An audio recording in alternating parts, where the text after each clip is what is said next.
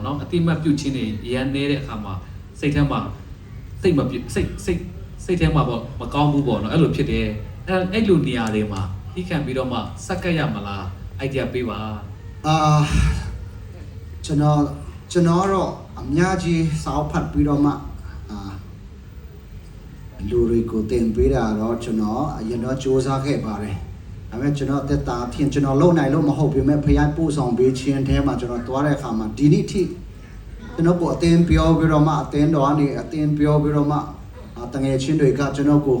မဟုတ်တဲ့ဟာတွေပေါ့နော်အဲ့လိုမျိုးအလေးမထားခြင်းတွေကျွန်တော်ဘဝမှာမရှိတလောက်ဖြစ်တယ်ပေါ့နော်ဒီဂျာရီကိုကျွန်တော်တည်တဲ့အခါမှာနံပါတ်1ကျွန်တော် calling ကျွန်တော်တည်တယ်ကျွန်တော်ခေါ်ခြင်းကဒီထဲမှာ music တေးခတ်ခြင်းအပြင်ပြောကိုကျွန်တော်ကိုခေါ်တယ်လို့ခံယူလိုက်တဲ့နောက်ပိုင်းလေလူတွေကဘာပဲပြောလေကိုဆောင်ပြောတာပြောကိုကအခုနကိုစောနဲ့ကိုမုံဘဲတတိမထားမိတလို့ပေါ့ဒီကျွန်တော်ဘေးနားမှာဘယ်တော့ပဲဆိုရင်တန်နေရှိနေပါစေကျွန်တော် calling ကျွန်တော်တီးခရအောင်ကျွန်တော်တာဝန်ကျွန်တော်တီးတဲ့ခါမှာကောင်းချီးဖြစ်တယ်အဲ့ဒီရာကကျွန်တော်ကိုယ်တိုင်နံပါတ်1တီးတယ်ဒုတိယအနေနဲ့လူတွေကလည်းအတိမတ်ပြုတ်လာတယ်ဆိုတော့ကျွန်တော်ဒီမှာအားပေးချင်တာက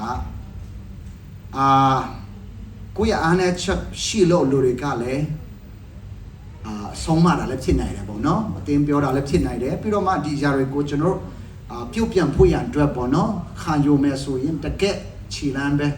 stepping stone ပဲဖြစ်တယ်ပေါ့နော်ဒီຢာတွေကိုအားပေးချင်တဲ့နောက်တော့မီဒီယာအထူးသဖြင့်မီဒီယာပိုင်းမှာတော့ကောင်းဒီကတော့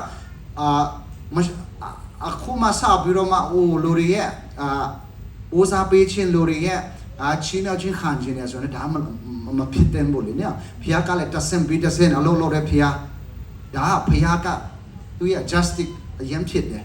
ကျွန်တော်တို့